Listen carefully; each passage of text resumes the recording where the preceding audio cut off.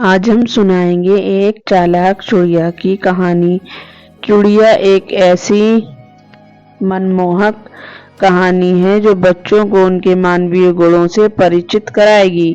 एक गांव में नदी के किनारे एक खेत था जहां एक किसान रहता था और नदी की दूसरी तरफ एक पेड़ था जहां बहुत से पक्षी रहते थे। उन्हीं पक्षियों में एक चालाक चिड़िया थी जो सभी पक्षियों का नृत्य करती थी। हर साल किसान अपने खेतों में अनाज बोता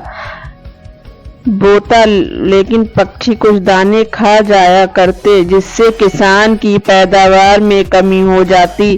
किसान ने पक्षियों से परेशान होकर उन्हें पकड़ने की योजना बनाई और खेत में जाल बिछाकर बैठ गया। चालाक चिड़िया उस वक्त कुछ पक्षियों के साथ दूसरे खेत भ्रमण करने गई हुई थी। किसान ने जाल के बीच में अनाज के दाने डाल दिए थे जिसे खाने के चक्कर में वहां मौजूद पक्षी एकाएक करके फंसते चले जा रहे थे। देखते ही देखते वो अपनी चाल में कामयाब होने लगे।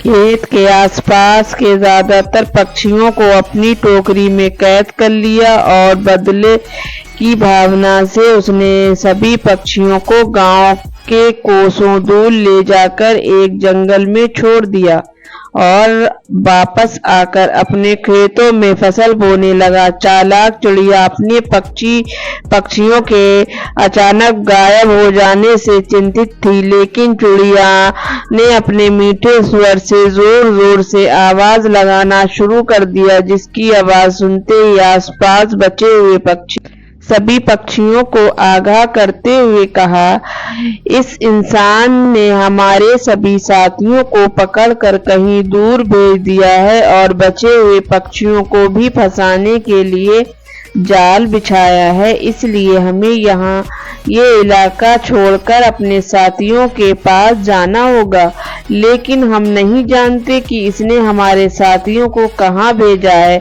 इसलिए हमें इसका पता लगाना होगा।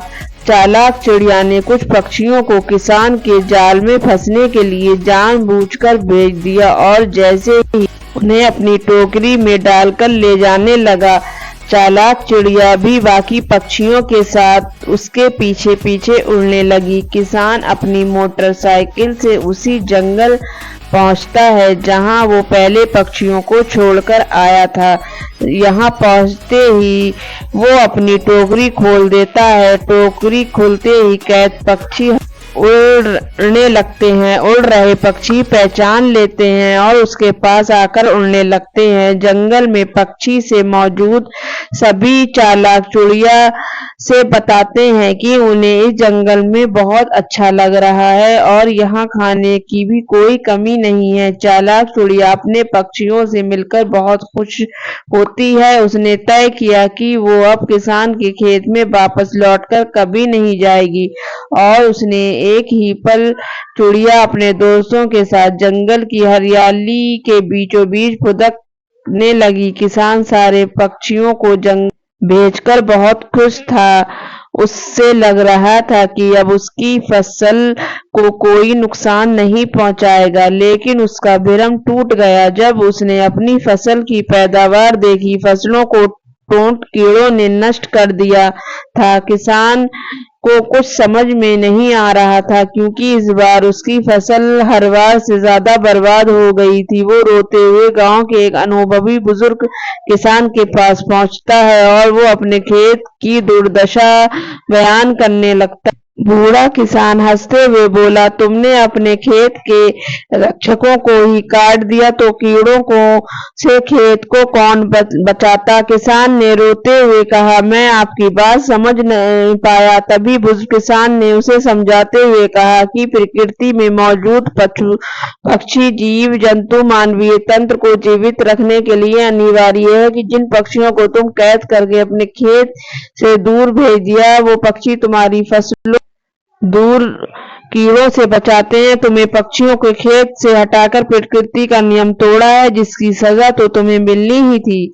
तब तुम्हारे एक ही प्रेक्षित है, दोबारा पक्षियों को बुलाने के लिए अपने खेत में फलों के पेड़ लगाओ, जिससे पक्षियों पुनः तुम्हारे खेत में वापस पहुंच सके और आगे से कीड़े तुम्हारी फसलों से सुरक्षित हो सके।